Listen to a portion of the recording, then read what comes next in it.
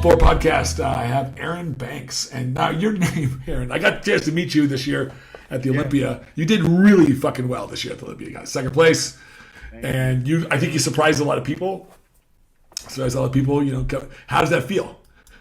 Man, to be honest, it's still sinking in just a little bit. I'm getting so many messages, so many different comments on how the show went, what people thought I should place, and yada yada. But at the end of the day, I respect the judges. I respect everybody who had a say so on whatever placing I got. I know I did my best, and all I know is just for next year, we're not gonna ease up. We're gonna keep pushing it, and I feel next year is gonna be that one. So give everybody who might not know your competitive history, give them your competitive history a little bit, to how you turned pro, what you turned pro at, and how you got to the Olympia this year. Because I haven't seen you at the Olympia. I think this is your first Olympia appearance, right? Yeah, it's my first.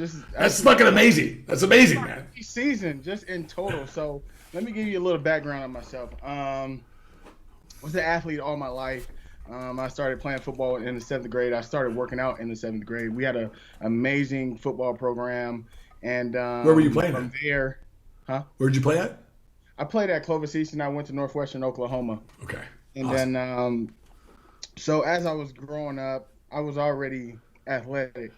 Then I let myself go when I stopped playing ball, and I can probably show you some of these, and you can probably put them up wherever. But there's some before pictures out there. I saw a couple. You look a little chunky, bro. You look a little chunky. So we had the big gut, the out of shape dad bod. But at the end of the day, man, I got my life together because I knew I was having I found out I was having a daughter.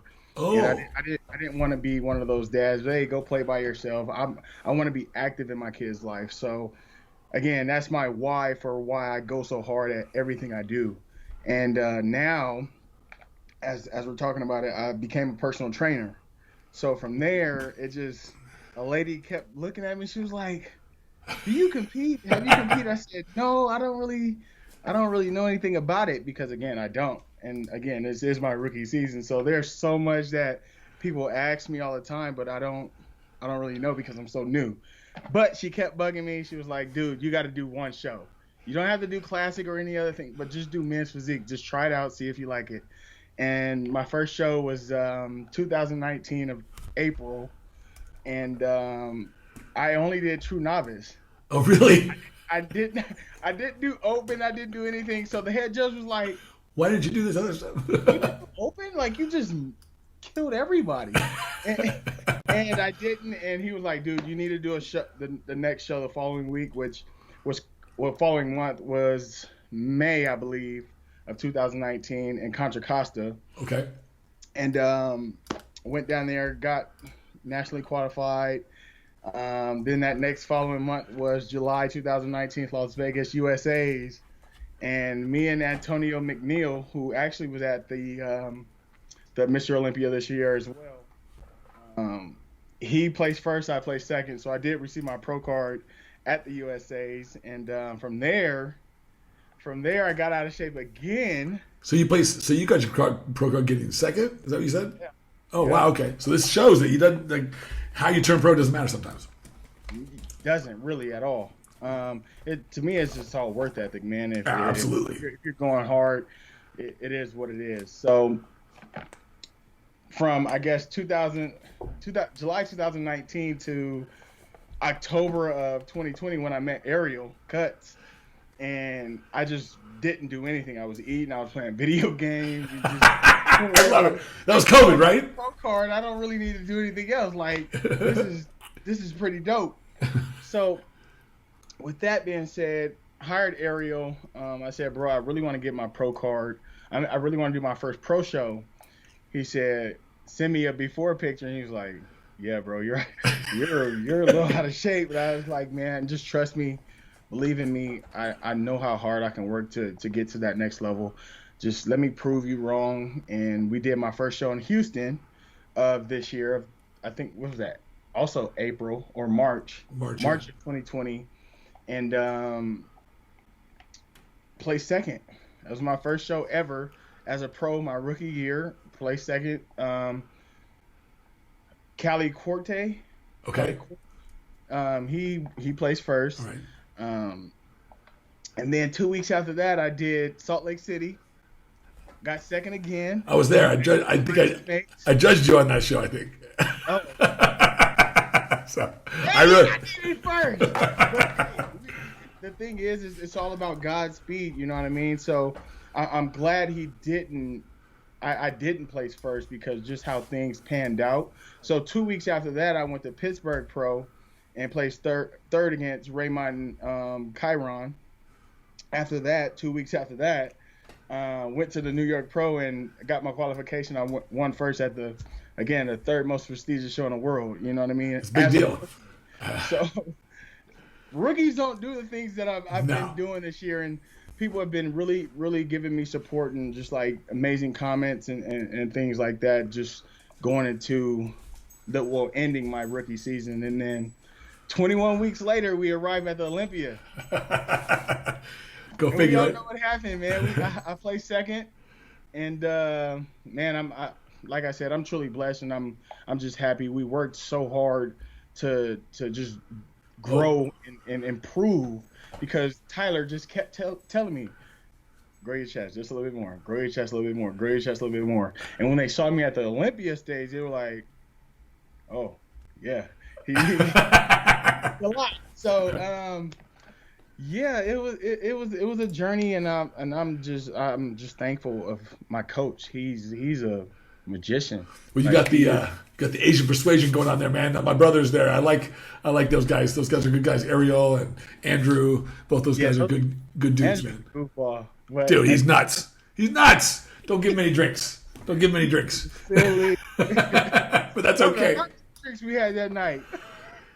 I don't know. We're at the gala. He's bringing out drinks to me. I'm like, hey, man.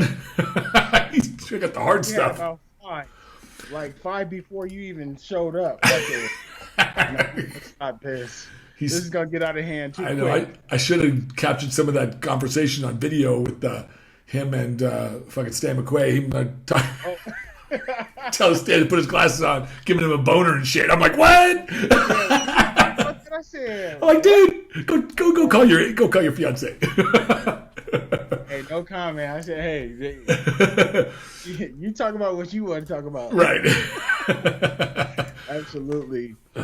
So what was the most surprising thing, aside from your placing, what was the most surprising thing that came out of this last prep for the Olympia, and maybe it was something you didn't expect, or I'm just curious if the experience was what you had thought it would be, or was it different than you thought? I mean, talking to other pros who might want to emulate this same kind of thing if they can, what was the most thing that surprised you the most? To be honest, I wasn't surprised at all. Good. And that's not in an arrogant, cocky way. I just prepared myself so well for this. I've dreamed about it. Excellent.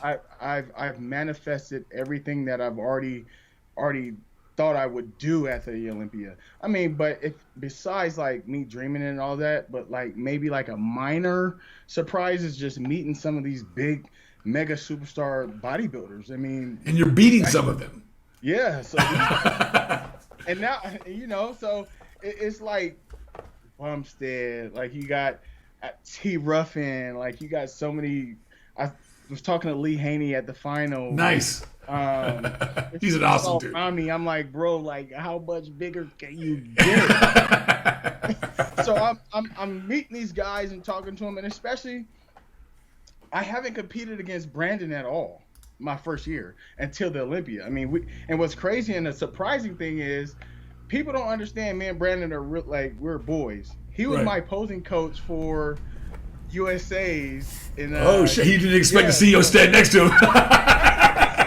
I mean, people were like, "Bro, does that feel kind of weird?" I said, "No, it's just we respect each other, and at the end of the day, it's a competitive sport, yes, but still, we're still men off this stage. So I think a lot of people kind of like animosity. Yeah, I think sometimes people people see. People don't know that Brandon coached me, and he was even like Houston and Salt Lake. He was still giving me pointers and was like a second eye in a sense. He probably didn't give you too many the day of the show at Olympia.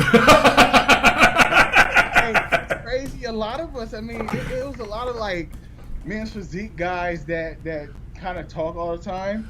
you can tell, like, once the Olympia starts coming, those conversations become real minimum. You know? I understand everybody's laser focus and everything, but hey, it's kind of funny every year you see, especially the men's physique guys, and I don't know if it's just the nature of the guys who gravitate towards this sport, but they like to shit talk each other a little bit. But I get the impression it's all in good fun. Nobody, I don't think anybody hates anybody. And to be honest, I don't really see, and especially like even at this Olympia, I don't see a lot of like guys that are just going at it. Yeah, they might talk crap or whatever on social media, but I mean, we still dap each other up. Like, again, that's what makes it fun off the stage. You know what I mean? So, hey, it's just all fun and games, and if we can do what we can do and get people involved, and guess what, that helps. It helps the Olympia sell some tickets. Absolutely. So, but it makes it immensely more interesting to watch, that's for sure. Right, absolutely. So you got these people chirping back and forth, and I kind of put some stuff on there like, hey, it's my turn type of deal, like kind of like just to get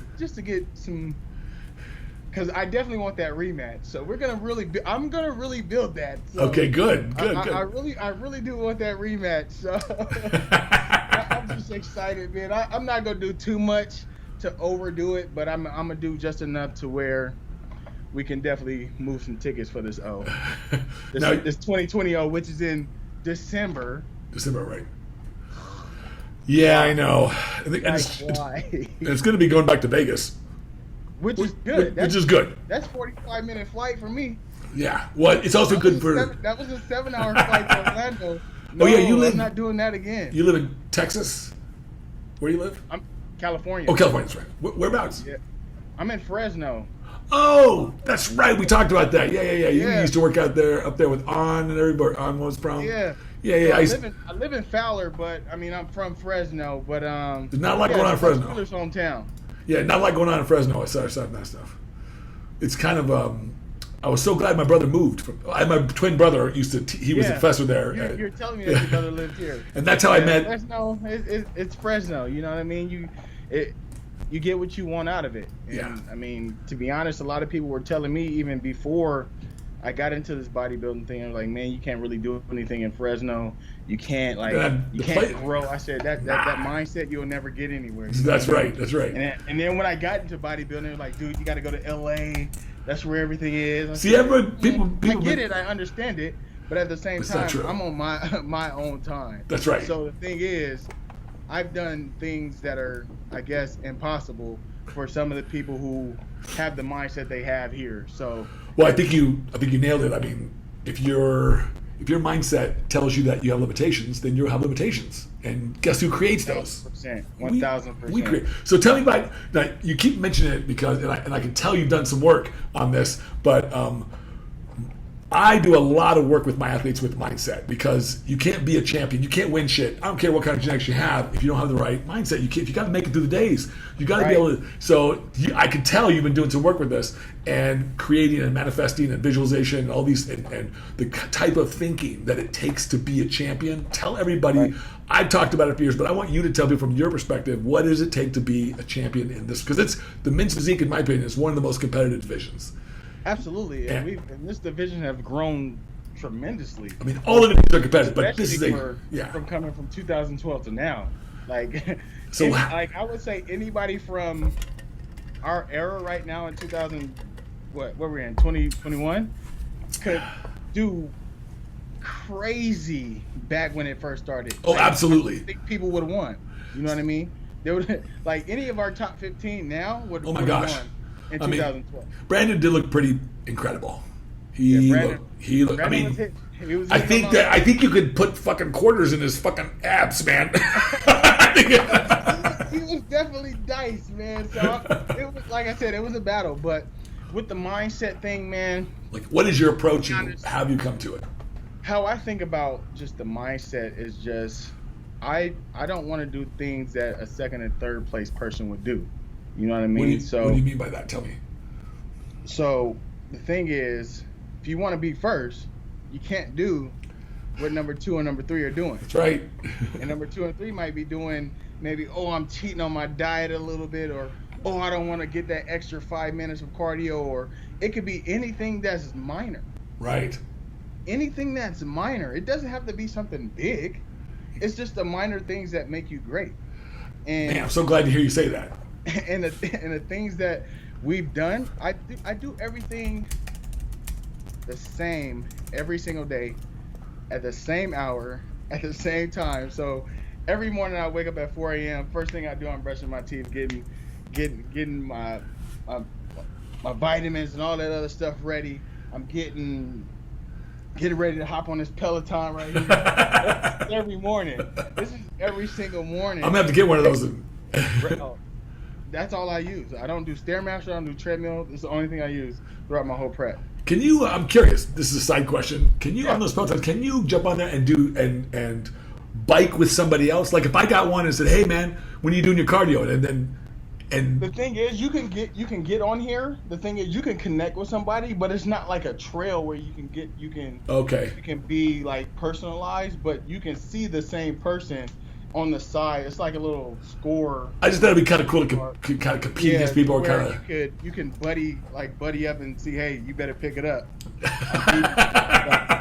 You can definitely do that for sure, and that's the good thing about the Peloton. They've actually upgraded some of the features in it, and yeah. Absolutely. I mean, it's an amazing. I think it's an amazing machine. I'm gonna get one. I love it. Yeah. So, but yeah, I mean. But how did you tell me? Have you always taken this approach? Because this is a very fast rise to your position, very quick, and which is good. Nothing wrong with it. But but usually those individuals who do that, their mindset is locked in, man. They understand what it means, what it takes to be a champion. They don't get distracted by the pain or the uncomfortability of the moment. Absolutely. Talk to me about that, because most people are the only thing that separates, in my opinion, most people from being able to be champions has a lot to do. I mean, there's some genetic things, but aside from that, it's usually about how they manage uncomfortability in their life. So when it's 5 o'clock and they got to get up and do their cardio, some guys will go they'll get up and do it because they know how to manage that uncomfortability, or some people will be like, oh man, hit the snooze. And then of course, that's me, hit the snooze. But see, the thing is, it's not really about. For me, it's not really about like get up and do that, or the whole mindset thing, or like my thing is my why. Like I have a why I do things. Like my 2 children, my 2 babies are why I get up every single morning, 4 a.m. and push myself to the limit. That is why I do everything. It is not about the mama mentality or the championship mindset, or that's okay too. I think uncomfortability. But for me personally, I do everything for my kids. And why I do it is because of my kids. So now, did you have a strong family unit growing up? Absolutely. I have one of the biggest families in Fresno, and I have a huge support from them. And I've always been bonded. I'm a family dude. You know what I mean? It is what it is. I'm a mama's boy, so it's like that's okay. And one thing that my parents taught me, because and this is a little bit off the subject, but African American parents, like stat wise, don't stay in relationships long. My parents been married for 32 years. Oh, congratulations to them. I have both of my parents. Oh, excellent. And one thing that they taught me growing up is the discipline part and the consistency part. They were both entrepreneurs, so their work ethic, that's what they embedded in me. And then they did it because of us. They didn't do it because they wanted to flaunt money or do whatever they wanted to do. They did it because of us.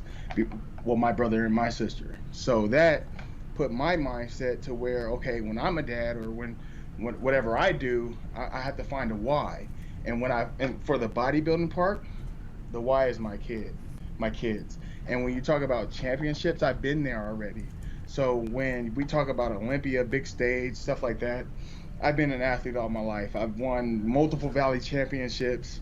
I've won track, basketball, football, name it. So I know the ins and outs of being locked in, and all the way locked in. So it's just my thing. Oh, go ahead. I was saying, so like hearing that, what do you, when you take, because I know you train a lot of people and stuff like that, when you meet somebody who, let's say they want to be an athlete like you, like they want to take it more seriously, but they're falling short, because a lot of people want it, but they really don't know how to apply that desire. What do you teach? What do you tell them? So like what I would tell them, and it still goes back to the why. Like a lot of people want to do bodybuilding, or a lot of people want to be an athlete. Okay, why? Why do you want to do something? Is it because you want to pick up on chicks, or is like what? That could be a strong thing, man. Like, you know what I mean? So if you can find your why and stick to it, and that'll keep you motivated during your process, you'll be fine. Oh, and that's the only thing I would tell people, because a lot of people would get into like the motivational speeches and stuff like that. Yeah, that's cool, but it doesn't last. Speeches, they last only 5 minutes, and it's kind of like, okay, what's next? Well, no, what's next is that next set is, okay, Aaron, if you do not do this next set properly, what if you hurt yourself? What if you do this? What if you do that? What if you stop and Brandon or Raymond or these other guys are pushing themselves and going crazy hard? That lets my kids down. Right. Oh, okay. Second in the world. You know what I mean? So you're thinking about your kids even when you're working out, bro. My kids are everything. Absolutely. Okay. My kids are everything. You know what I mean? And so what do you? I just want to give them a lifestyle that a lot of people just really never had. Like I had parents that had money, but at the end of the day, we had to work for it. Sure. I just want to spoil my kids. You know, so like I said, I'm a big family dude, and when it comes to my family, I'm a big baby. So that's all right. I just want to do it for them, man. That's it. But you said you had 2 kids. What boy, girl, or? I have a boy and a girl. Yeah. So my daughter is 4, and my son just turned 2 October 4th. So congratulations! Like literally before I flew out to Florida, we had a little birthday party here. And then after the show that following Monday, we took the kids to Disney World. So nice. It was a fun experience, man. Like it was just we had a blast. Well, coming off a high like that, you talk about why your why is people finding why, and that's really important to me. To me, that speaks to purpose. So like when your purpose. So what I tell people, and I want to know what you think, because you've already nailed it. Like when your why is bigger than you, then it's easy. It's fucking easy. It's fucking easy. I tell people this, like it's the same thing. Like with the meal prepping, people ask me all the time, is it hard to meal prep? No.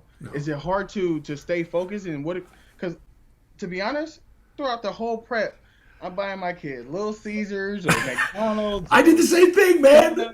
But at the same time, people because I'll post it on Instagram. They're like, how do you do that? That's not tempting. Absolutely not. I'm too locked in. That's right. That would not make me steer the course at all. So it's just if you can find that why. If you can find why you want to do what you want to do, and this could be in anything, a different career or anything. Like, if you want to be the best bowler in the world, what is it going to take you to be the best bowler in the world? Why do you want to be the best bowler in the world? Because X, Y, and Z. Okay, now what am I going to do to be the best bowler in the world? Okay, my why is here. I got to stay motivated. Now I got to start training, start finding the technical stuff about bowling, and just going crazy with it. So it's just a whole lot of just whys for me. I think you're right. I think because it's really popular to like one of the most popular questions I get is like, how do you stay motivated? And I end up telling them, hey man, well, your why has got to be you got to find your purpose. Like, why are you doing this? Like, yeah, you can't just do it to do it. You can't just do it. Like, I mean, everybody wants a great body. That's not good enough.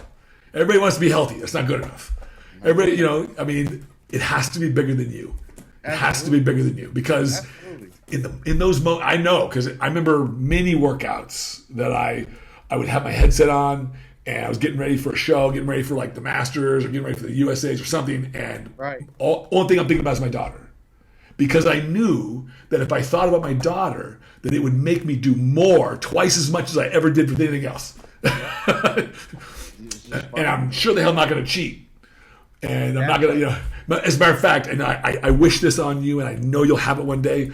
The last time I competed, my daughter was able to show up for that because she was young and she was about 6 or so when this particular show was my last one I did about 6 or 7 years ago. Okay. And I could hear her. I could see her and I could hear her because she was in Pittsburgh, and I could see her. I had her sit in the press section, and so I could hear her. She's like, "That's my dad. That's my dad." And you know how, dude, I almost fucking cried on that stage, bro. That's the same my daughter does, man. That's my dad right there. I'm like, I was like almost in tears, man. I'm like, oh my God, that made me feel so good. It was better than any trophy. And it's all right to be in tears because, like I said, I'm a crybaby for my kids. I cry anytime. It don't matter. Any day you talk about my kids, I'm a cry. Well, I'm gonna tell you, man. If I got to do a speech about my kids, it doesn't matter, you know. So I know the feeling.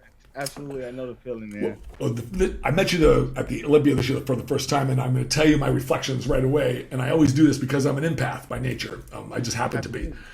You have the same kind of energy that I sense from a few other competitors. Not a lot. You have a really warm, loving, kind energy about you. You're just like a really good dude. And so I knew right away when you start talking here, I knew, man, these things I could have guessed at some of this stuff. Like I could have guessed, but I tell people that apples don't fall far from the trees, man, that they grow from. So if you look inside and you don't like, and others don't like what they see in you, you should probably look deep so that way you can correct some of those things, do all the internal work. But that part, yeah, but you have a very kind energy, same energy that I get from Patrick Moore.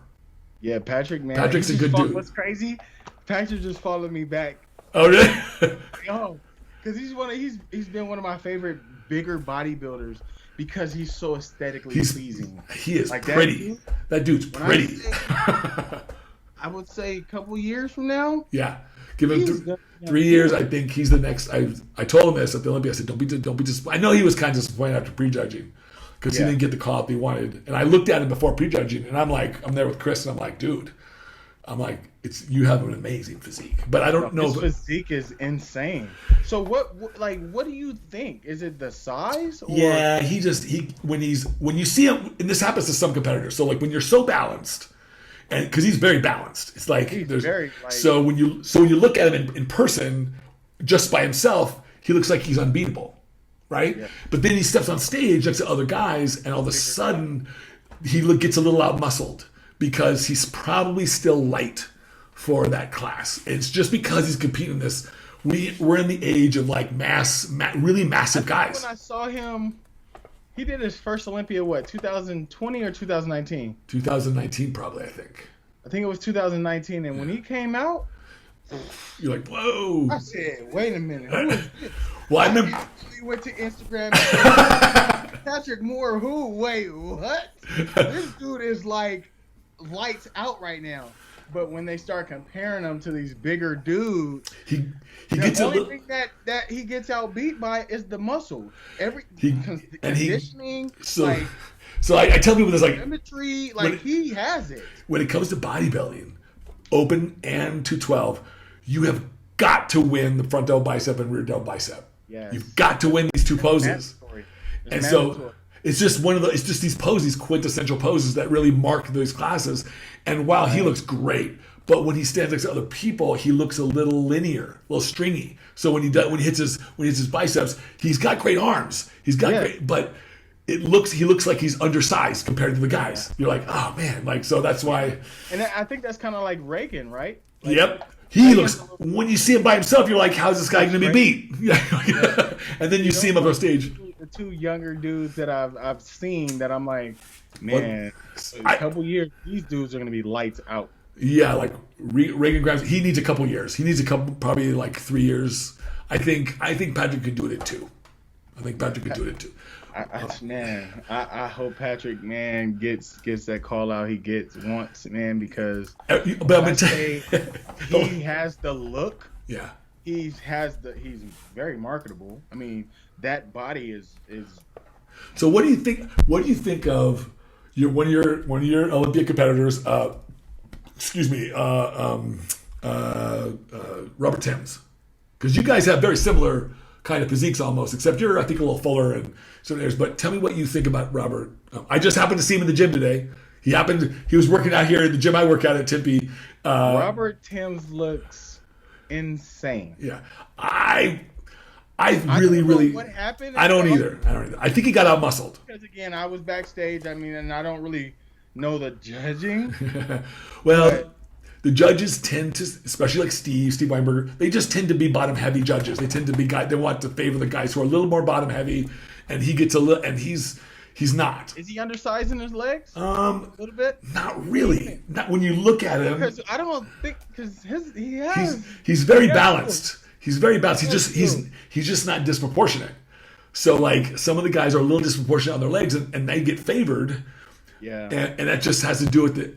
Mark my words. As soon as the judges, in another 5 to 10 years, we're going to have a switch over in judges probably, because a lot of the senior judges are older, like Steve Weinberger and like Sandy, all these people. They're not going to be judging forever, and they're really turning these reins over. So the new Tyler and everybody else who's really bringing in some of the new judges, it may change some of the sport a little bit, because the truth is that we're not totally fine. Yeah, we're not scoring touchdowns in this sport, so Right. it's an opinion. Absolutely. And so like when I sit on a judging panel, it's my fucking opinion. It's not like the Bible. It's my opinion, okay? So I just happen to be, my opinion happens to matter in those instances, and so do theirs. So when the opinions start to change because different people come into place, then you'll get different judging standards. And I have a sneaky suspicion that classic will be a little bit more. I like it balanced. I like it best. I like men's physique more balanced. I like to see guys with a little bit more leg development. I like to see, that's what I like to see. But it's just me personally. They don't have to be rocked out. I mean, you don't have to be like fucking like rocked out, but but I don't want you to look like, oh my God, can he hold himself up on those legs? I've seen a few guys like this, right? It's a couple guys like that. I'm like, oh my gosh. But yeah, but I think he's got a great physique. I think he's. No. To be honest, back to Robert, man, I be catching him on some of his lives sometimes. I'm like, man, you're a freak. I'm gonna tell you, man. When he's working out, his muscles are fucking pretty. They look good. Yeah, he looks good. And he was doing legs today. He was really excited. He's doing legs like three or 4 days a week. And I'm like, damn, dude. He's like, he's gonna try to bring this balance so that he's a little bit more lower body dominant. And I'm like, just don't destroy your aesthetics. Just don't destroy. If he does that, he'll be fine. Because to be honest, my pick, my top 5, I had Robert in the top 5, and so did I. had him. And to be honest, I had C-Bomb, T-Ruff, I had Tim's, then Breon. Right. But Breon needs to go to 212. My opinion. Just go to 212. They're not gonna up his weight. And his physique. He's gonna get out muscled. Yeah. He's not gonna beat C-Bomb that still has room to. Yeah, he's not gonna beat Chris. Is like the guy looks bigger than he looks 20 pounds bigger than he is. Yeah. So that's the scary part about Classic is C-Bomb having more room to even fill out more. Yeah. That's scary. For him to just make weight like that with clothes on, not even caring, that's scary. Yeah, it's kind of. But Terrence Ruffin looked, dude, phenomenal. Dude, I think Terrence. So when I look at his physique, I think he's got a perfect physique. His physique is perfect. He's just shorter, and so he's getting out muscled. That's the only thing. So, but I would just tell him. Is he at the weight line? It went either way. To be honest, to me, it could have went either way. Is he at the weight line? Does Terrence have a little bit of room to grow? I'm not sure. I'm not sure what Terrence, but I know he grew from last year. Yeah, I knew he had room to grow last year. I just didn't know if he had. I think he still does. Yeah, I think he might have a few pounds. He looks like he does. He looks good. But he looks great. Good. Yeah, he looked really good, and I think people who see it on like the internet, it's hard. It doesn't look the same when you're in person. When you're in person, man. You know what's crazy when you say that? Here's the funny thing. So every show I did this year, because again, they only see me on social media. Right. So like Houston, Salt Lake, Pittsburgh, you would get guys that come up to me like, bro, you're way bigger in person. I thought you were way smaller, shorter. I'm like, sorry, this is who I am. Instagram. It's just Instagram. So yeah, I know exactly what you're talking about. I get it all the time. Oh really? I didn't know you were this tall. I didn't know you were this big. Do people normally think you're shorter? People think I'm shorter. Now you're what, 6'1"? I'm 6'1". Yeah. Because I'm like, I think I'm like 5'10". So I had one guy in my DMs was like, "Bro, are you like 6'4"? I'm like, no, no. like absolutely not. And I mean, to be honest, weight wise, I was 225, 226 on stage, and that was a crazy improvement from. What were you last year? Pro. What were you in New York Pro? The New York Pro, I was 219, 220 on stage. Oh shit! And you were 220, so you gained another 10 pounds. Yeah. Oh wow. Okay. And how much weight and how much room you got to grow? We can put on. I can. To be honest, I honestly, next year Olympia. You can try to get bigger, a bit bigger. Not crazy bigger, because I talked to Tyler. Tyler really doesn't want me to get too much bigger. You don't need to. All you got to do is just if you want, bring a little bit more chest. But literally, his words, me coming off the stage, Aaron, bring the same package that you brought the finals. Oh shit! There we go. So, what else? He was like, "Well, if you want, you can bring your chest a little bit more." Which we are definitely gonna do. You know, we have a game plan in area. We have a game plan, so you know, I'm ready. Like, good. The Olympia can be tomorrow. Like, it can be whenever. Like, so what? I'm always gonna be ready. So what is your contest plans for next year? I mean, you don't have to compete this next year because you're qualified for the Olympia. See, that's what somebody told me, but then also somebody was like, "No, you have to." No. They give you 12 points. No, top 5. If you're in the place of top 5, you can go back the next year. Oh. Yeah. So you don't. I mean, is that a rule change? That's been the rule for a long time. So unless they changed it in the last 2 years or something, then which I don't think they have. Okay, okay. So now usually, that I know that. Usually, if you place in the top 5 in any of the divisions, then you are requalified for the next year, if you so wish. If you so wish, this is why, like Dorian and everything, they never competed. Once they became Mr. Olympia. Which I'm going to compete. Like, of course, I'm so fresh in this sport. Like, I need to definitely do. What do you and Ariel think about your show plans for next year outside of the Olympia? So, what we're thinking about, we got a couple different ideas that we just actually talked about this probably a couple hours ago. Like, oh, cool. So we're doing Arnold for sure. Okay. March 4th, we're going to do March 4th through the 6th. We were going to do Arnold for sure if those dates stay the same. Okay. So up in the air right now, there's 3 different shows. We're not guaranteed that we're going to do these shows, but we're thinking about maybe Pittsburgh, the Athletic Con, if that ever is. Right. We'll see.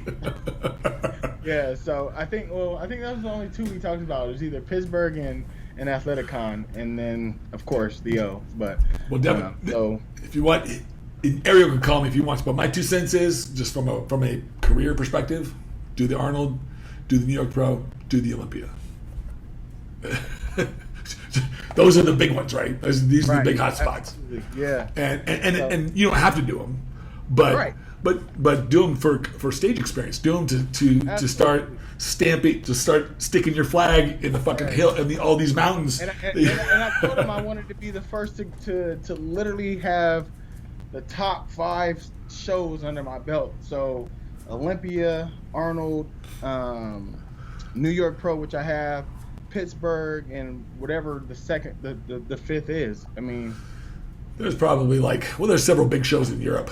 Like you could. So absolutely. So I just really want to make my stamp on those, and I know the Arnold we're guaranteed to do this year, and the Olympia I think will definitely be mine this year, and that's just me. That's my confidence. I'm not losing. Good. I don't think I'll be able to lose next year. I think you're right on track, man. You keep it up, and I like the fact that you're just from the time that I met you, you're just a super nice fella, just super gracious, and that's really nice, man. I like seeing people who in our sport who have good heart, have good energy and stuff. So absolutely, and that's the thing, and it's all about energy. That's right. You have to bring that energy every single day. No matter how mad you are from the previous day, how upset you are, it don't matter. Start your day off positive. Go read the Bible. Go read a motivational quote that'll kickstart that brain a little bit. Do you have a process? About that why? Huh? Do you have a daily process or some modality? So every morning I have a little thing I do on Instagram. So after I make my breakfast, so I take a little video of my breakfast, my daily devotional book, which is Joyce Meyer's. I don't know if you know who Joyce Meyer's is. I know who she. And she has a book called Getting Close to God each morning. Oh, nice. And it has like 365 days of the year and of different devotionals on every different specific date.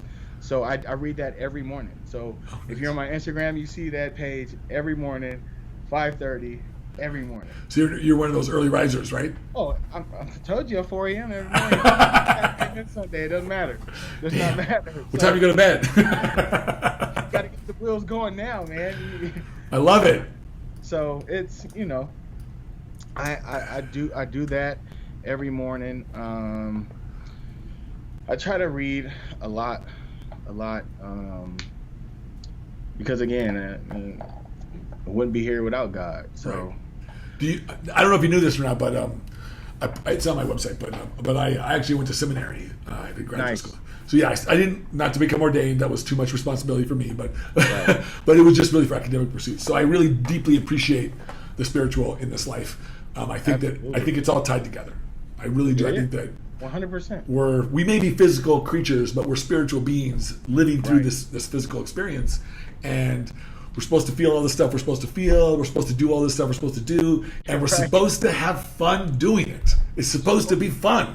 Come on now, like, please say it again. Like, everybody wants. We're supposed to have fun. Everyone wants to make this process. People always have these long faces. I'm like, you would never catch me without a smile on my face. You would never see me mad unless I'm mad at them kids breaking some eggs every morning on the floor. Man, I'm just it's always a smile for me, man. Where did you grow up? Did you grow up in I grew up in Fresno, yeah. In Fresno? So what was that like? Because it doesn't sound like a place that would foster like the kind of, you have a really warm, wonderful demeanor, and I'm just curious. To be honest, I mean, I grew up on the worst part of Fresno. Maybe that's why you're a nice guy. My parents wanted the best for me, my sister, and my brother, so they ended up moving us to Clovis, which is kind of like a. Yep, I know where that's at. A city in a city, basically, and from there I adapted and grew up and I wasn't always the best student. I was always the class clown. I had a desk outside of my class. Fifth grade. I had all F's my freshman year. Couldn't play football. Oh damn! I met my high school football coach, and he kind of turned my life around. And Erin Banks began to evolve from there. Oh wow! So what would you say is like when you look at yourself as a father and as a person in this sport, like if you're talking to somebody else, what advice would you give them? Say, hey, look, this is how I create success for me with my family, because it's hard to do this sport and compete at the level that you compete at, the highest level possible, achieve the highest things possible, which you're doing, and still have a productive family life, with your wife and your kids and all these things. These are important things. So how do you do it? Because I know so many people who don't. The thing is, you just have to sit and listen. You have to sit and listen. A lot of people don't like to sit and listen to their kids during prep, because I know we get low energy sometimes. But at the same time, it's. So what do you mean by listening? So like, when you give me an example of how this might work. So I mean, if it's just listening to your wife or listening to your kids instead of ignoring them, because we get into this zone to where we're like, okay, don't bother me, and as kids, I mean, I have a 4 and a 2-year-old. They're like, daddy. Everything's a question. Okay, but at the same time, I have to pull back a little bit from the bodybuilding mindset and just say, yes, babe. So it's just again, it's always the small things, or if it's just a wifey just saying, hey, make sure you grab milk for the kids. I'm like, oh my god, got my cardio to do. You can't go get that. Right now. just listening and just listening to how they're feeling as well, because my emotions and my feelings also kind of wear off on them. If if I'm having a crazy day of low energy and I'm like, they're also like that too. So my main thing, and like I said, I always smile, and if I can put a smile on somebody's face every day, I done my job. I think that's a good. I like that. Just listening, man, and just being present. I would say. Okay. As a father and as a husband. That's a skill, man. That's a skill. Yeah. Most people don't realize this. Don't get me wrong. It is hard. It's not easy. Yeah, I know. I may make it sound like, oh, yeah, right. He's not doing it. It's really hard. It's really hard, but at the same time, it's what you got to do. So, do you have a strong? Is your wife very? I'm assuming she's very supportive of this whole process. She's very supportive, and the thing is, she also was going through what she was going through as I'm going through prep. So she's going through her master's degree. Oh gosh! Just received her master's on the 2nd. So she's doing research papers. She's going to classes, dealing with kids. What is she studying? She's gonna be a teacher. Yeah. So she got a master's degree. Nice. See, I should know this. It's like education, something like that. Some education, but yeah. So she did what she did. Yeah. At the end of the day, I'm just proud of her for just really like holding me down at the same time holding herself down and getting her master's degree. That is a huge accomplishment. Hey man, one of my I have one of my clients who's one of my co-host on here every once in a while. Nice. Derek Valentine. We just got his pro card last year. He's my age. He's my age. And everyone always, but he it's funny when we talk about gender roles a lot. He and I talk about racism, we talk about gender roles because we have very similar perspectives on it. And he's always said like, hey man, he's like, women are gangster, man. He's like they're the ones they can take more pain. They can take. He goes, they're way tougher than we are. And I have to admit that women take on. I'm not gonna lie, they are. So it's like he's right. He is 100% right, and especially if you have a woman with kids, like they do majority of the diapers changing and getting milk in the middle of the night because I'm not getting up. So I already had my milk. I'm going to sleep. So she would get up in the middle of the night, get the kids. It's just so many things that women have to do. Well, they don't have to, but they want to do it. Yeah. Even though they may complain about it, but they will do it because that's just the women power that they have. Like it is. Well, there's definitely a superpower there because there's a lot of patience. There's a lot of all kinds of stuff. I think it's the way we raise women. I mean, I have a daughter, and I love my daughter. Oh my God, absolutely. But I remember going through when I was dieting. I mean, I think for the first 10 years of her life, I dieted through every year of her life. Every summer I'm dieting, every winter I'm dieting, and so she grew up watching all this, right? Right. And, but like, dang, Dad, no Christmas. No, Dad. She told me, she just turned 12 this last summer, and she told me this summer, she's like, hey Dad, you think like I could do that? I'm like, you could. I said, you can if you want. I said, you could do. I said, you could do it if you want, sweetheart. She says, well, you'll help me, right? I said, of course I'm gonna help. I wouldn't let anybody else. I wouldn't let nobody else touch you. I said, trust me. And that's one thing. Like my daughter, she sees me do the bodybuilding stuff, and she watches some of the girls, and she'll just drop into a splits and just. See, I think you're getting a little ahead of yourself. Hey, relax. But yeah, I mean, like I told myself, as I was becoming a father, like I'm never gonna be that type of dad to force my kids to sports or whatever they want to do. They're gonna do what they want to do. You're gonna find your own identity. You're gonna do you. Yeah, I did the same thing. You have to be you. I took the same approach that I wasn't gonna force. Absolutely. I will support her in her endeavors, but I didn't want to like try it because everyone used to ask me, "Oh, you're gonna get your daughter into bodybuilding?" I'm like, no, I'm not going to do that. I'm like, no. Yeah. But if she wants to do it on her own, then, you know. But she told me last year, she said, Dad, I know what I want to be when I grow up. So you'll love this because when your kids do this to you, it's fucking hilarious. I said, what do you want to be, sweetheart? She says, I want to be a realtor. I'm like, I'm like, a realtor? Okay, why do you want to be a realtor, sweetheart? And she's like, because she's helped me look for houses in a couple of different, because I've lived, and she's like, just some of the little minor like memories and things that you go through as a father that these kids see and they just pick up on it. Well, she was like, she said, I think it would be so awesome to help people find this home that they love so much because she could remember how much I love the homes that I purchased and stuff and how good of an experience. So she says, if I can help people do that, that would be great. And I think, and she said, and I think you can make a lot of money, right? Yeah. I said, if you sell really expensive houses, yeah, you can make a lot of money. Absolutely. It was kind of funny, but who knows what it'll be in another 2 years. It could be something. Because I think before, when she was really little, she wanted to be like her mom. She's a nurse practitioner, so she wanted to be like in medicine. And I said, don't do that, don't do that. Yeah, don't do that. Sick people, no. There's more fun doing some other stuff, I think. Absolutely. You don't want to be around too many sick people, especially now. Man, well, I don't know what this world. Dude, did you just hear? I just saw in the news, I think today, Colin Powell died of COVID. Yeah, that sucks, man. He was a good dude.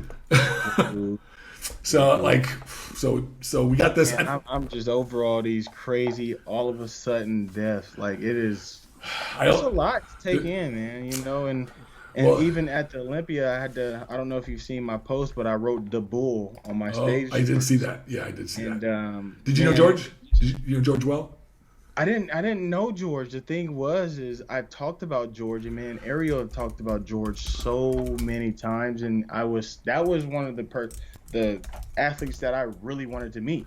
I really wanted to meet because they would always be like, dude, this dude has the craziest back for 212, and you have the craziest back for him. Like, dang, like what would be really sick is me and him got a work back session in. Yeah. And just show the world, and next thing you know, I know. I just wanted to honor him and just pay my respects, even because again, I didn't know him. You know what I mean? But at the same time, he's a icon. He's a legend in this sport. Already. So I just had to pay my respects to George, man. And I kind of watched a little bit of the YouTube.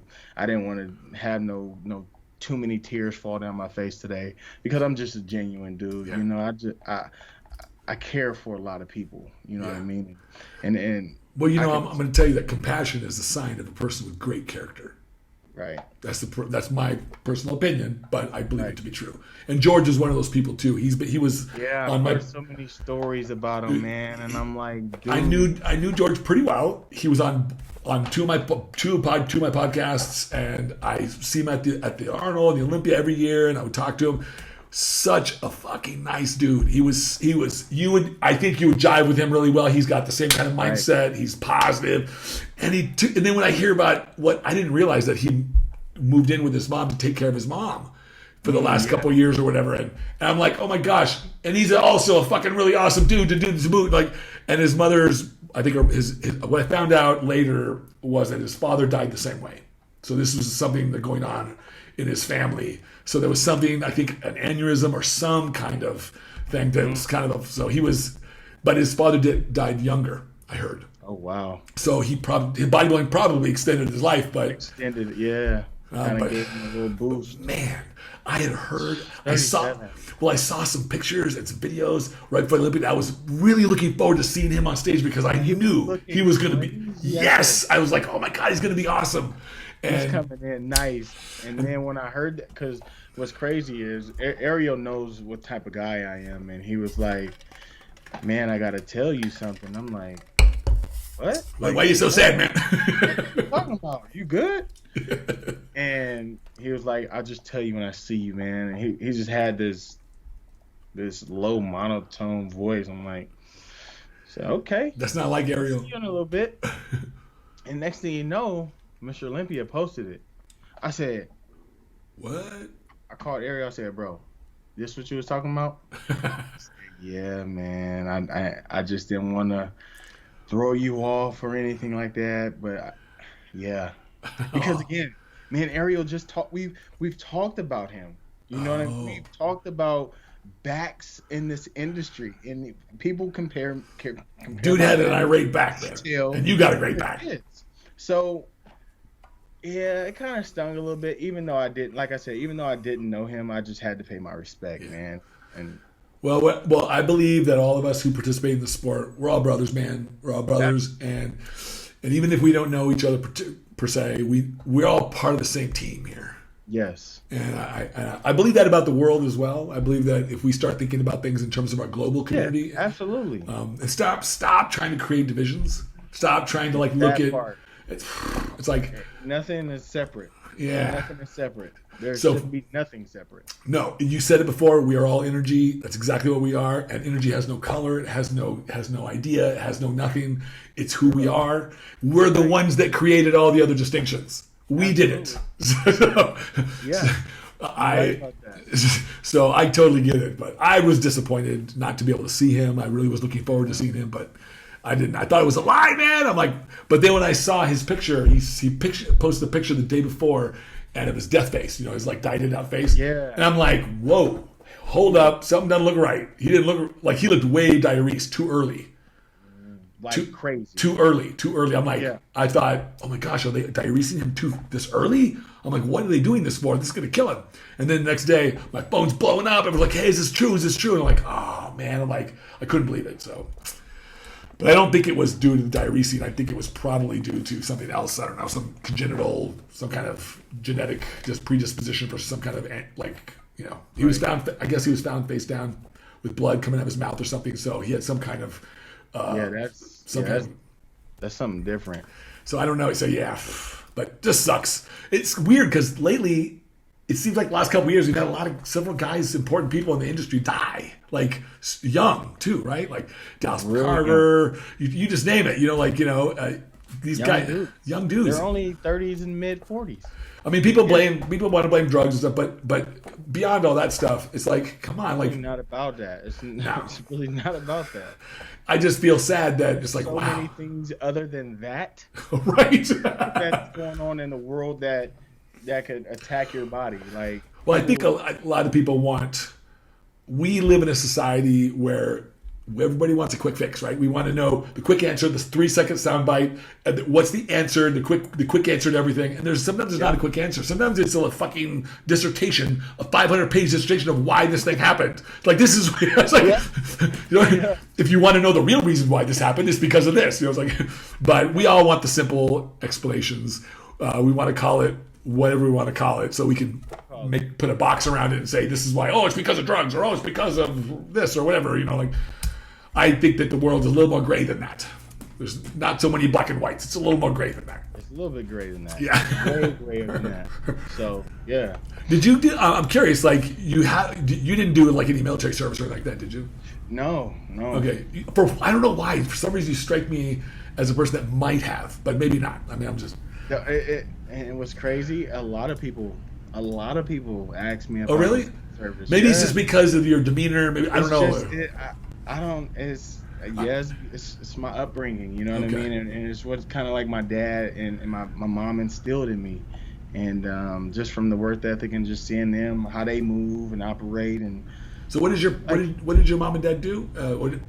So my father owned a janitorial business for 25 plus years. Oh, cool. And then he jumped into he owned a trucking company. Oh, wow. So he went into doing local, like logistics, hauling like rocks and concrete and stuff like that. He had a business that business as well. My mom had a daycare center, and oh wow! So they were all business owners. They were entrepreneurs. Yeah, both of them. Now I believe that changes a person. I believe that when you grow up with an entrepreneurial mindset, like you see this stuff going on, Man, those are the people you have the highest chances of really creating something for yourself. Absolutely. And that's kind of like the path I'm on because I know the ins and outs. You know what I mean? I was working since I was 12 years old with my dad. You know, so it's kind of like I know it all. So this leads me to my next question, which is I took a look at your website and you have an app, like a fitness app. Tell me about this because this looks really cool. Tell me about it. Yeah, so I got a fitness app coming out. It's called, well, it should be released. We're waiting on Apple to release the reviews and kind of accept it to the Apple Store. Okay. It's already on Google, but we're just again Apple takes a little longer. Apple's being Apple. It's okay. They're the big platform. You want them. Absolutely. So the fitness app is called Next Level Gains with Erin Banks, and basically what this app is for beginners, intermediate people, and advanced people. There's 4 different programs on there. There's a shredding program. There's a bulking program. There's a HIIT program, and then there's also my Olympia prep. So I was reading through it, and this is the shit that you actually do. Yeah, so this is exactly what I did for the 20 weeks leading up to the Olympia. And so I put that program on there so people can actually just go in and do it. How did Erin do it? Yeah. So I want to do everything that Erin did. So, okay, let's do it. So here, it's in that app. It has some nutrition stuff on there. It has videos of every exercise that is on every single one of those programs. There's a like a log sheet to where you can keep up to date with your results. Can people ask you questions on it? Yeah, so there's an Ask Erin Banks tab to where it goes right to my Gmail and I can just bounce right back. And my thing is what I'm going to do is, so people who are in this app, I'm going to take a question every week and post it on my Instagram and kind of like elaborate and kind of keep people engaged that way. And I think, to be honest, this was all filmed in 6K cinema. Oh, nice. There's never been an app with this type of quality. I've seen so many fitness apps. Yeah.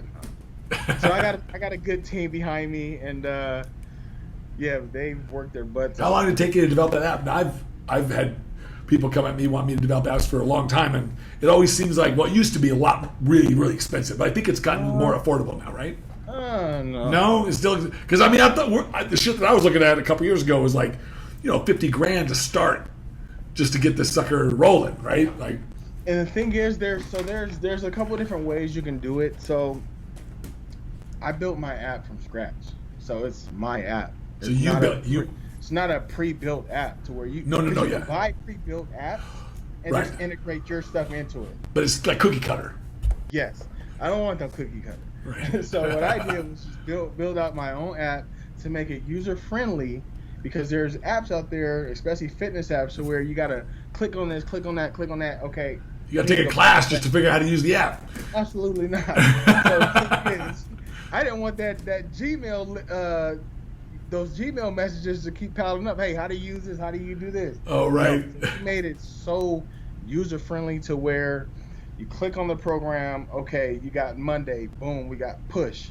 Okay, press play. It gives you every single workout video, how many sets, how many reps, and it's a smooth app. So nice. I'm excited for it to launch, which it should be launching either tomorrow or the next day, whenever they approve it. Again, we're just waiting on Apple's approval, and then we'll be good. So Apple's got it on their store. We'll have it on their store, and then it's also on Google. It's on Google right now. Okay. Yes.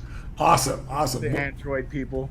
I don't know, man. I still got I'm actually looking at that new app. I just got this damn phone last year, but I'm looking at that new Apple 13 phone. Yeah, the Apple 13. Dude, see the cameras on that thing? It looks. The camera thing is. Nowadays, with every they're making these phones like, to be honest, they basically should just integrate a Sony A7 with the phone. Cameras are getting like ridiculous. What I would like to see is like a very miniaturized version of like a camera that's as good as my phone, miniaturized here, that could connect to it, so I could so everything it films, it goes records here, but I don't have to have my phone up doing this shit. I could just have it, pin it to my shirt, and it's like the size of a silver dollar or a quarter. Because then I could walk through a show and just that'd be film. smart. What That'd be smart. you see what I see. Put it right here. Yeah. Right? You see what I see. You can Well, it's kind of like a GoPro. kind of like GoPro, but you can see that. So if I was to wear a GoPro around, then I look like, I don't know. It feels goofy to me, unless I'm surfing or a little boxy. it's a little chunky. And when I look at the video, man, your phone shoots better video. Yeah. You know, it's just crazy. Like, so. I'm just thinking. I always wanted to do that, to say, okay, you guys want to ride with me for the day at the Olympia? All right, here's what we do. And I can, but I got to do this now when I'm there. Yep. Pull the phone out. That's right. I found it to be a wonderful advantage for myself over the years to be able to work from home and be able to see my kids, my children all the time. And I suppose, I'm sure this is a big plus for you as well, right?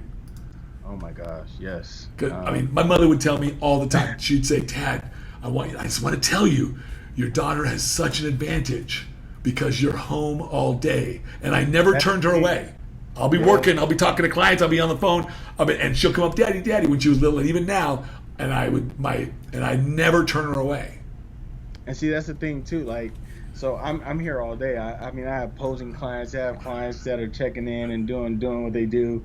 But at the same time, like, I pick my daughter up from school at 11, and we're together all day. That's nice. I pick up my son from my nephew's house, and we're literally together all day. So when mom is like, because my son would be like, "Daddy, Daddy," like all the time. Dad. Oh, mom. Because go talk to your mom. Tugging on her. But yeah, it's actually a blessing, man, to kind of work from home and kind of see my kids grow in front of my eyes. That is it. And like I said, man, I'm a huge baby for my kids, and when I can see them grow, when my sons start talking, my daughter starts doing what she does. Which one's older? Your son's older? My daughter's 4. Yeah, she's the oldest. And so now that changed my life the most. Having my daughter, it changed my life the most. It made me think different. It made me look at women differently. Yeah. Made me see. It made me look at myself differently. How I relate to other people. How I relate to other ladies. In really wonderful ways. You know. But more importantly, it really connected me with. So whenever my daughter, I don't know if this is you too, but whenever my daughter says "Daddy," oh my gosh, I just melt. I'm like, you know, it's my favorite. Even when they're in trouble, right? They always use that little like "Daddy." Face, Daddy. Yeah, exactly. Like, oh my, when my daughter looks disappointed or hurt, I'm like, oh my gosh, what's wrong? Like, what happened? Who do I need? Whose ass do I need to kick? That part. And it's usually my son. He's trying to hit her and do karate. So the thing is, I started off subject, but we started watching Power Rangers with these kids, and all of a sudden he's like fucking walked up and hit everybody. So of course for Halloween we're all Power Rangers. So I don't know what's gonna happen. I don't know if he's gonna walk around hitting kids. I don't know. We just don't go with the flow. That's all right too, man. These are the good years. My daughter's, when she's gonna get a little older here pretty soon. I told her, I said, these boys are gonna start coming over, and I said, I'm letting you know. I told her this. I said, I'm letting you know now that I'm gonna have a discussion with each one that comes to pick you up. I said, before I allow you to go on a date, they have to talk to me first. Like me, man to man. You know, man to man. Yes. We need to talk to me man to man. And I had those conversations planned out. I don't know if you have, but I have planned them out. I get some words. I got some words locked and loaded. Absolutely. I just want them to know, you think you love my daughter. I know I love my daughter. I've known it since the time that she was birthed into this world and until the time she leaves. So if she comes back to my house in any condition other than she left, I'm going to have words with you. That's right. You are responsible. But if everybody's cool, hey man, you and I be best friends. Absolutely. I think it'll be fun. It'll be fun. It will be. It's just. But we were boys. We were boys once. I remember going to the houses of these girls. I know what the fuck I wanted. I know exactly what I wanted. That's myself. So I know. So it's just what we have to go through as parents, you know. And the thing is as we teach these kids and give them morals and set boundaries and stuff like that, they'll be more on the, I would say, on the bright side of things rather than, again, not listening right to them and letting them do whatever they want to do. And that's where the issues, I believe, start to happen. So I think you're right. Especially today, like, I don't know about you, how you feel about this. We're maybe a generation or so apart, but when I grew up, there wasn't the same influences the kids have today. Today, they're bombarded with so much more shit.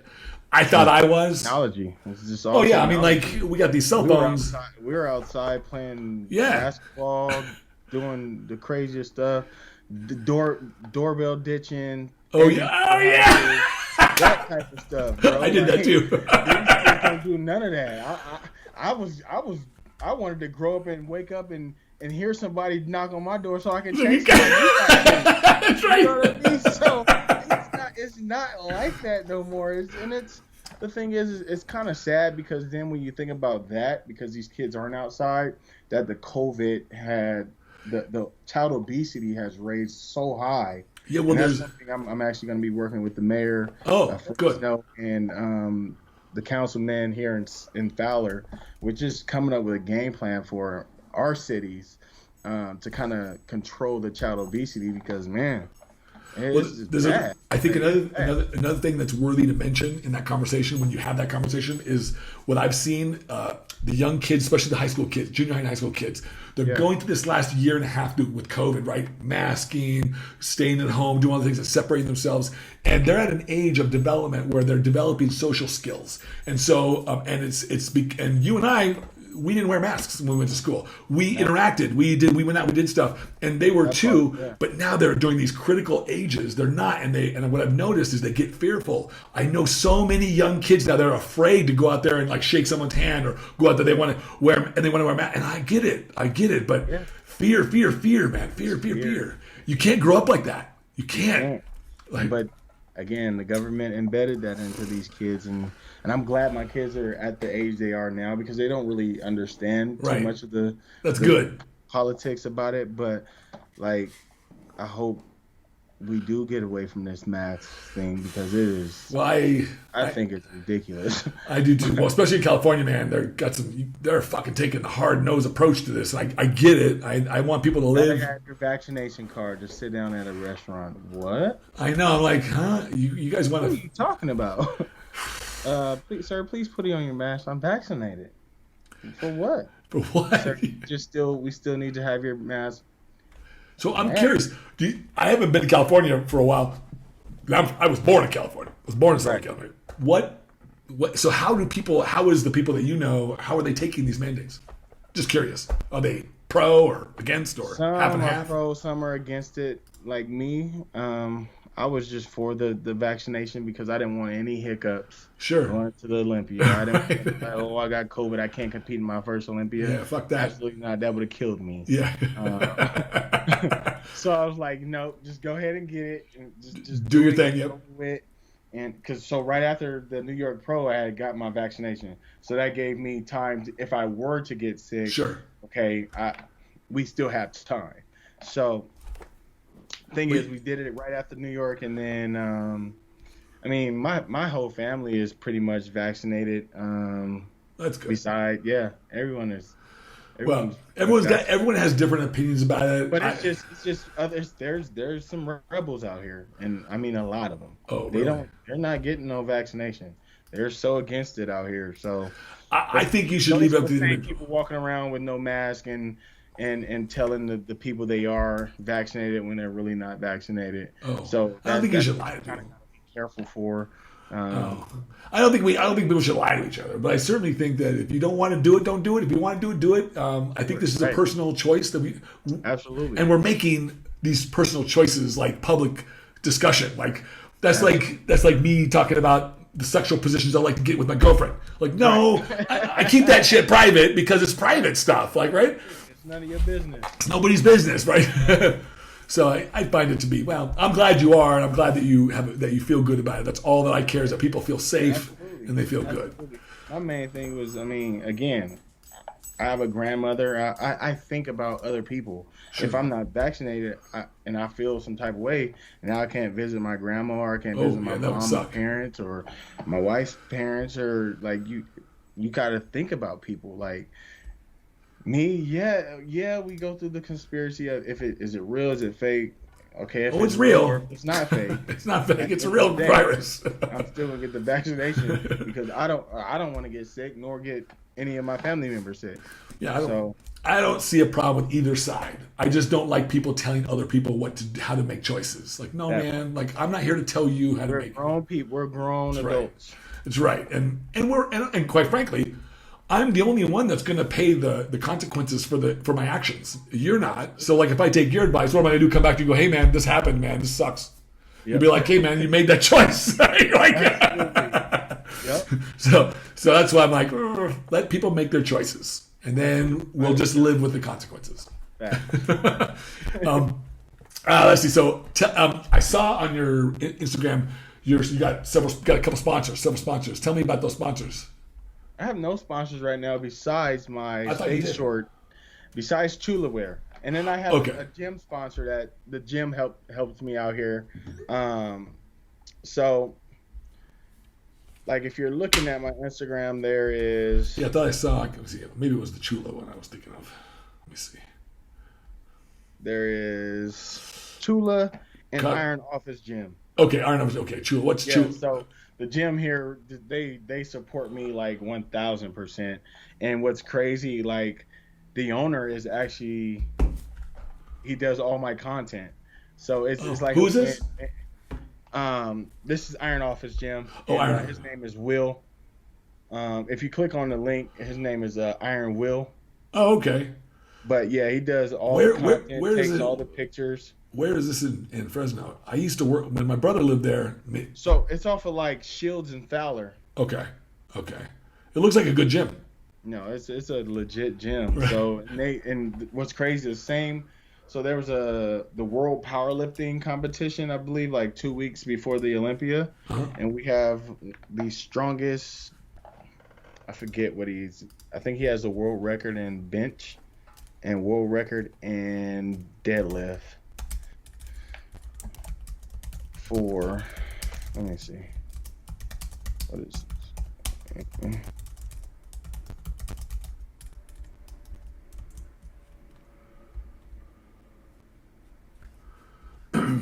League of Lifting. So the IPF.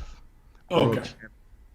Yeah, I know that organization. And bench, and yeah. So, yeah, he went and did his thing out in I think it was like Sweden or wherever it was, and so it's some pretty nice names in that gym, man. And there's a couple I think pros that come down to the gym every once in a while, but yeah, They take care of me pretty well, man. So like I said, I got a really good support system here. You guys are mainly in Fresno because of, I'm assuming it's because you grew up there and also your wife is going to school in Fresno State. Yeah. Well, she actually did everything online because of, I guess, COVID. Okay, right. Yeah. So she had moved over to do National University. Gotcha. But I'm in Fresno because I'm a family dude. I'm not gonna leave my family. Like, I was watching this. It was kind of funny. You remind me because I was watching this. What was I watching? It was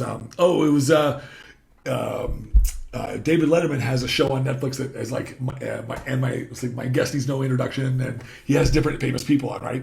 And he had Dave Chappelle on there last year, and I was watching Dave Chappelle, and I love Dave Chappelle. I think he's fucking that dude's funny. He's a genius when it comes to comedy, and he was explaining why he lives in this little tiny place in Ohio. So everyone knows that like Dave Chappelle lives in like this little tiny town in Ohio. And he lives there for the same exact reasons why you live where you live. He said, I live here because everybody knows who I am. They're like, I grew up in this town. I remember going to school here. I went to here. And I'm like, that is fucking cool. He's like, I feel safe here. My kids are safe here. He's like, everybody, and I'm like, that's a good, and he believes in community. And 1,000. Absolutely. and that's You the gotta have thing. the right community. Like the city of Fowler, like they really have my back. And like I said, when it's a tight community, I mean, there's probably about 8,000 people in the city. It's not really big, but again, it's like right next to Fresno. It's kind Gotcha. of like Clovis and Fresno. Yep. So everybody knows me here. Like I can walk to the store and just be cool. Like the kids can play outside. I can leave my door unlocked. To be honest, Okay, good. like there's no crime. There's nothing. So that's why I would never leave or go to like. Hey, I wouldn't let's see go why. to LA. Shit, I might move over there. Why would I want to move out to LA to where the crime is Don't go crazy? to no. I don't want to raise my kids in that type of atmosphere. So no, we live in Fowler and Fresno just because I mean it's homey for us, you know what I mean? Yeah. So That's good. Well, tell everybody how they can reach you and all that good stuff, and we'll. absolutely. All my social networks, all my social media is E_Banks with 4 S's. E_BANKSSSS. I'm on Facebook. I have a YouTube. Just type in Erin Banks. So it's E_Banks with 3 S's. 4 S's. Oh, 4 S's. Why four? Why is that? I don't know. I tried to look up. I tried to put my name as E Banks. It was taken. Okay. I added another S. It was taken. But what's crazy, the 4th S looked cool. So I'm like, let's run with it. E Banks. I would have probably tried to do something like take it to the bank. The thing is, like, my name is so catchy. I just had to keep it. You know what I mean? Absolutely. Everyone calls me E Banks. I mean, they've been calling me E Banks since, 4th grade. You know what I mean? So, I just always ran with it because a lot of people don't like to call me Aaron because it's spelled with an E. Yeah, I was going to ask you. That's kind of usually a lady's name way to spell. A lot But of people, my parents, of course, spell my name Erin. But I mean, of course, I never got bullied because I was always. so the thing was, it was like, the name is cool. Okay, it's cool. But at the end of the day, my brother's name is Eric, ERIC. everyone's My got an dad's E. name is Eric as well, and my sister's name is Erica, ERIKK. So everybody has to have an E. My parents wanted to kind of keep they didn't want to throw it off and be AARON. They just kept it with the E. So, I mean, I love my name, man, and I love the way it's spelled. Well, that's good. Nothing wrong with your name, man. I like your name. Right. I was just curious. All right. Well, by the way, what is your fitness app called? Does it have a name so people search it on the store? My fitness app is Next Level Gains with Erin Banks, but on the Google Store and the Apple Store, it'd be Next Level Gains. Okay. And that link is also in my bio. So when you click that link in my bio right now, it's just sign up. We'll throw over the app is launched, all that information as soon as Apple. Oh, so it'll roll over into the app as soon as it's launched. Okay. Yeah. So maybe they could just go to your Instagram and fill out the form. That link in that bio. Yep. Awesome. All right. I'll put it in the notes section under these things as well. Perfect. Erin, man, it is awesome to talk to you, man. It's even better to get to know you and Right. be able to meet you in person, man. It's so nice. Let me know when you're getting ready, man. Let me know. I'll lend you my eyeballs anytime you need it. Oh, I got you for sure. And tell Ariel I said hi, and tell him we'll have to have him when you guys start prepping next year for that first Arnold. We'll have to have you both on. Oh we'll yeah, talk absolutely. He'll be down for that. Yeah, absolutely. That'll be fine. All right. All right, everybody. Well, Appreciate you for having me, man. hey, man, thank you so much, man. Congratulations again on your second place at the Olympia. so much. Totally deserved it.